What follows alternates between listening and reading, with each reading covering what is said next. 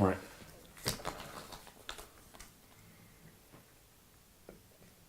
Oh, interesting. What are your thoughts and feelings towards social attitudes, in brackets, including gay attitudes, towards camp men? What are your feelings towards social attitudes? Get over it. They are the way they are. You can't expect somebody to change their whole demeanour just because you disagree with it. I'd like to challenge that. I think there are men, straight and gay, who are effeminate or camp. Yeah. And I think there are a group of gay men that take on that kind of role and is a performance rather than actually who they are. Yes. So that's where I would stand on that. The same as there's the big, again, straight kind of bloke who has to... that's also a performance. What, 24/7 though?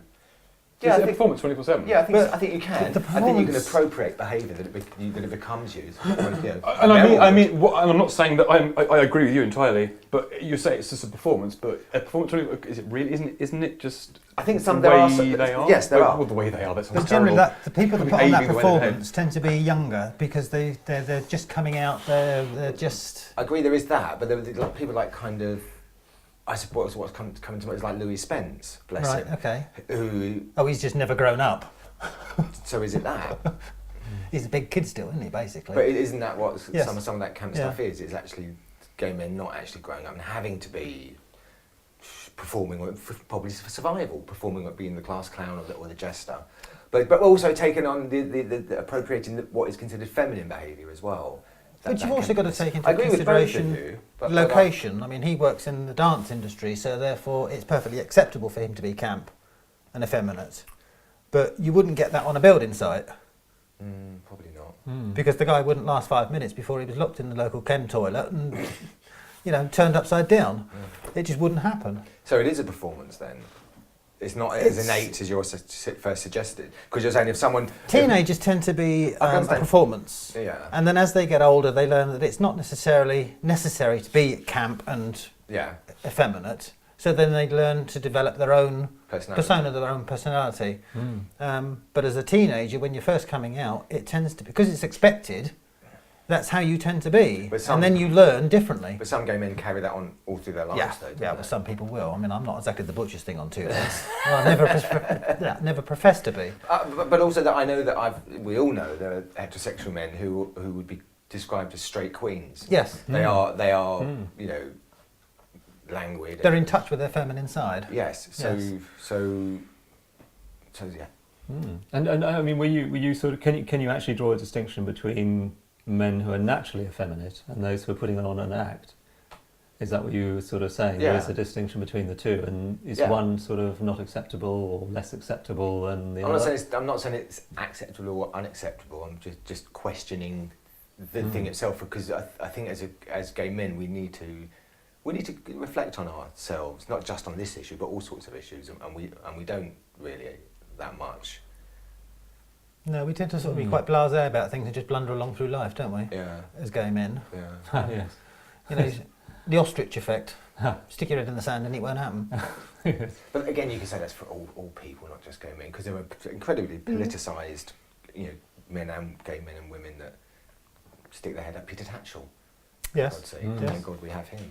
I do feel quite sorry for straight men who are naturally camp and quite, because you do get straight men who are quite camp, and everybody thinks they're gay, and they're not. And why do you feel sorry for them? I do feel sorry for them because they are sort of compartmentalised, and the people assume they're gay when they're not. And there's nothing obviously wrong with that. But that's what. Yeah. But why do you feel sorry for them? Because I think people misjudge them. Yeah, but from what I hear, they get more pussy. I've heard that as well. Yeah. Would you be easily offended though if people thought that you were straight? I wouldn't be offended at all. So I think why most would people gay men do. But why would gay men? Why would they feel offended? Why would a straight man feel offended if someone thought that he was gay? I'm not sure they necessarily would, but I think people would draw conclusions, and it may be inappropriate to draw that conclusion. So, for example, they might get chatted up by gay men who don't realise that they're not actually gay, and that might be, offensive probably is too strong a word, but it might be just annoying or tedious or boring or something. I mean, several times I've been chatting to people and I thought I was talking to a gay man. It turns out the guy was married. And you think, well, hang on a minute, you're more camp than I am. Yeah, I know. Yeah. But again, it's it's this kind of this idea of talking about we talk about this sort of feminine side, but in a negative. in a negative way. So is the assumption being that anything that's feminine in by nature female, and if that exists in a man, that's got to be something negative? I mean, why? Do you know what I mean? It does feel that the conversation is a little bit negative. Any connection with anything that's feminine, female is got to be bad. Oh, I don't feel that at all, and I don't. But the conversation does feel a bit like That's an interesting point. I admire that somebody can express their campness in a society where that may well be held against them, and I admire their confidence, and I think it's great. But it's not necessarily a question of confidence. It's just a question of you are who you are, and the fact that you happen to walk a bit more effeminate than the person living next door to you is neither here nor there. It's irrelevant. But in all honesty though, if you're in a situation where, let's say you're walking down a public street and there's a really, really effeminate camp man, he walks down the street and there are a group of people who take offence at him and give him abuse, is there not a part of you inside that says, why does he have to show us up like that? Why does he have to behave like that? Look at the way that people are reacting. Is there never any element of that at all in it? As open and like love everyone as you want to be, is there not a part which says, he's really letting the side down? No, definitely. Yeah, but at the same time, he's not hurting anybody. He's not doing anybody any harm. It's the people that are giving him the abuse. He's just walking down the street. But you don't see it in any way that it reflects badly on you in some way. Be that right, be that wrong. As a gay man, you mean? But it shouldn't make any difference. Well, it's the people who are shouting the abuse and causing the kerfuffle that have the problem. To pick up on what you said, I was watching, there was a television programme and there was an out gay man, I was on a quiz show, and he had this, then he started being incredibly flamboyant and outrageous and camp, and I felt embarrassed. And I was thinking, I was looking at my response thinking, why am I feeling this way? He should be, thank God we live in a country where that can actually happen. We should all celebrate that. Yes. And part of it was like, it's letting the side down. And also part of it was about my own, I suppose, experience as a gay man of being the homophobia that we get as kids. Once again, the public perception of us. Yeah, as kids growing up and as younger gay men of like kind of being picked out for being like that. So it was almost like a survival thing. It was like I wanted him to calm it down because I felt vulnerable by him being so out there. But then it was like, oh, for fuck's sake. But is that a vulnerable part on your part, or is that vulnerable on his part?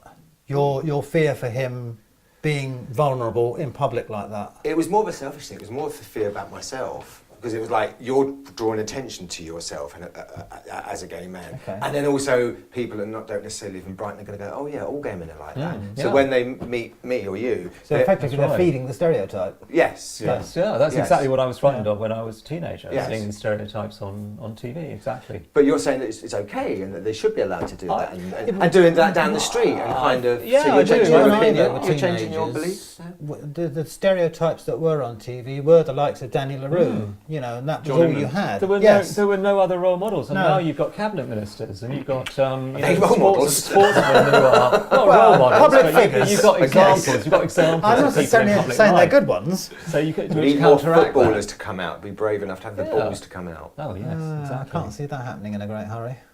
So. That is a very homophobic area. But maybe the reason that you didn't like that guy, or you found it slightly sort of upsetting seeing that guy on TV, was that he wasn't being sincere. It was an act. It wasn't natural to him. Yeah. And I think when you see somebody like Grayson Perry, the Potter, when he's actually cross-dressing, you know that he's not doing it to try and get an effect, and he's trying to put on something. He just likes doing it. It's natural. It's the same as putting on his jeans. And I think that's mainly, perhaps, why so many people respect him. Because of that. But can be, as we all know, we've all done it, and like you said, we've all minced down the street. And it can be funny, and it can be very expressive, and it can diffuse tension, and it can bond people, and it can be a great expression and just a good laugh as well. So I'm not taking that away from it. So yeah. Do you accept there is a distinction in your example of the guy walking down the street being camp? Do you accept there is a distinction between him doing it completely naturally without a thought in the world, and somebody who's doing it to really put it on and try and say, look at me, I'm being camp? People that are naturally camp don't tend to be as camp as those that are putting it on. Because those that are putting it on are doing it for effect, and so that it tends to be ramped up to the max. Whereas somebody who is naturally camp is just a little bit effeminate, and they might walk a bit more light-footed than somebody else. But listen, I just want to just picking up on other questions. It's kind of again, what is nurture nature? Is the masculine thing? Are we? more in the middle than we allow ourselves to be or allowed to be? You know, are we more androgynous? You know, we talked about straight men being camp as well. So if all that was freed up, would we be more, not asexual, but we wouldn't necessarily... I think there'd be more ability to be yourself if it was more acceptable, rather than, oh, you've got to stand there and you've got to walk a certain way and you've got to have a certain posture when you're standing, all that sort of thing. Almost dragging your knuckles on the ground sort of thing. Yes. As a straight man, that's how it's assumed. And gay men are perceived as camp little things that run around with French poodles. You know, that's... Yeah, but if you go to any gay club, it's full of those. We can't deny it. Well, it's full of butch people too. You know, really? who wouldn't be out of place in a rugger team. Who drink baby sham? Cherry me.